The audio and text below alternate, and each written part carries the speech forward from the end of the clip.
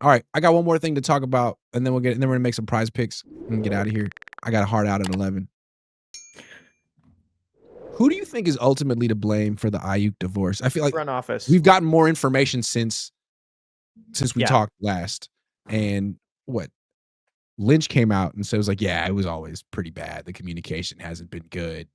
Probably not going to play for like who's ultimately to blame It's for the this. front office. They are one of the worst front offices in the NFL. They're awful. It's them. They're forcing everyone else rehabs away from the facility. Brandon Aiyuk can't. Why? Why? He was there. He was present. He was at practice. He was running around. Why can't he rehab? Christian rehabbed away. That's true. Look, George rehabs away. You make Nick, good points. I think it's fair to acknowledge we don't know exactly all that happened. Sure, We but don't.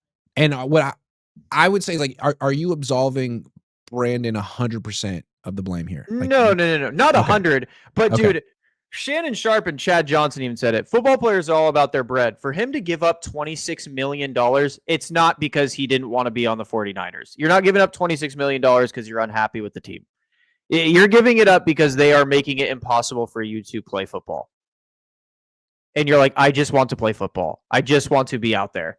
And you guys are making this hell. $26 million. He just said, yeah, I'm good. Please let me out.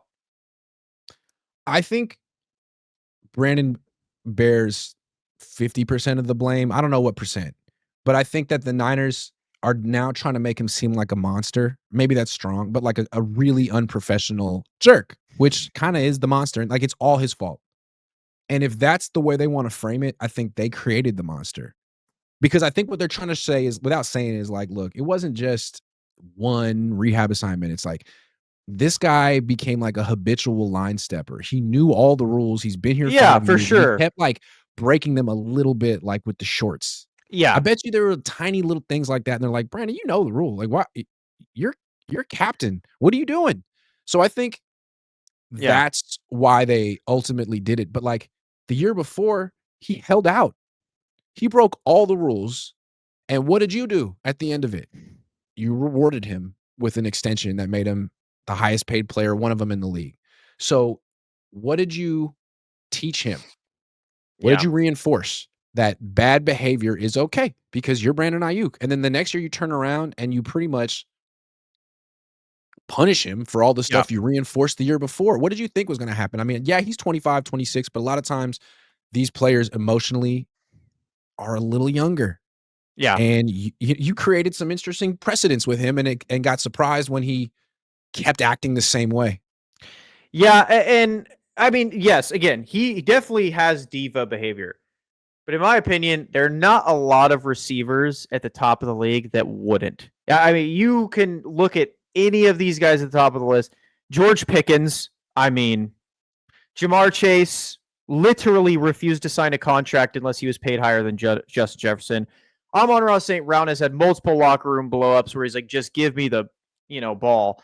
Like, I think to be at the top level as a receiver, you have to be a diva to a certain extent. So yes, you have to really want the ball every play and like kind of lose your mind when you don't. T.O. was that way. He would make it public. He would go to post-game press conferences and just badmouth his own quarterback. Brandon Aiyuk never did that. He's just surly and kind of quiet. And he'd make little comments on social media. I feel like that's kind of tame compared to what other wide receivers would do. And I think the Niners ultimately felt like, well, you're not worth it. You're not good enough to merit that kind of behavior. Well, then why'd you pay him? Yep, I agree. And I think that's why I give 90% of the blame to the front office. If you didn't like his behavior, why didn't you just trade him? And when Kyle barged in the office saying, no, be like, dude, trade's done. Like, sorry, it's already done. It's a little too late. Immature.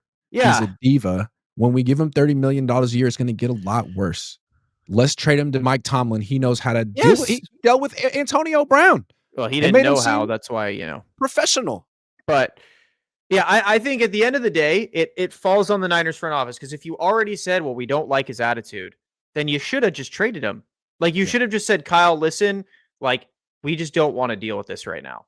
Like it's just too much of a distraction. I feel like it's Kyle's fault. Like not to pile on Kyle or look for ways to criticize him, but like he's the one that didn't want to trade him. not Jed, Yes. not Parag, not it was Yep. him. And I think for him to feel like he could make it work, it's not just like I'll give Brandon Ayuk the ball enough to make him feel happy. It's like you have to feel like he'll respect you. And I think wearing the wrong shorts was kind of saying like, I don't respect your authority anymore. I make more Yeah. money than you. What are you going to do? And I Yeah, feel and like that Tomlin doesn't have that issue with players. A lot of coaches don't have that issue. Sean McVay doesn't have that issue with players. Who has just blatantly disrespected these guys, and George Kyle's been like, Pickens. and you know what they did? They got rid of him. Yeah, but that's what I'm saying. Like, If a player's blatantly disrespecting you, then you gotta like say, well, I guess I yeah, can't get through to you. Gotta go. I think that like at the end of the day, I blame the front office because you should have just been like, Kyle, we understand you like BA. We'll do anything we can do to get you someone else, but this has just gone on too long and it's too difficult. He's not worth the money. Like, Keith DeBernie, the unbeaten, says if the Rams defense is good, Mac and Kendrick Bourne went crazy on him too.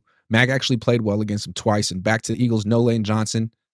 And you trust Salah or Patillo more?